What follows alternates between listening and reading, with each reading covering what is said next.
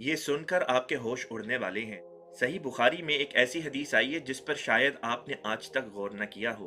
अपनी वफात से कबल रसूलुल्लाह सल्लल्लाहु अलैहि वसल्लम ने फरमाया कि लअनल्लाहुल यहूदा वन नसारा इत्तखज़ू कुबूर अंबियाइहिम मस्जिदा, यानी लानत की अल्लाह ने यहूद व नसारा पर जिन्होंने अपने अंबिया की कब्रों को सजदागाह बना लिया। यहूद की तरफ तो कई अंबिया आए, लेकिन नसारा यानी ईसाइयों की तरफ तो एक ही नबी आया है और वो ईसा इब्ने मरियम अलैहिस्सलाम थे। ये बात भी ज़हन नशी रखें कि ईसाई किसी दूसरे यहूदी नबी की कब्र पर सजदा नहीं किया करते।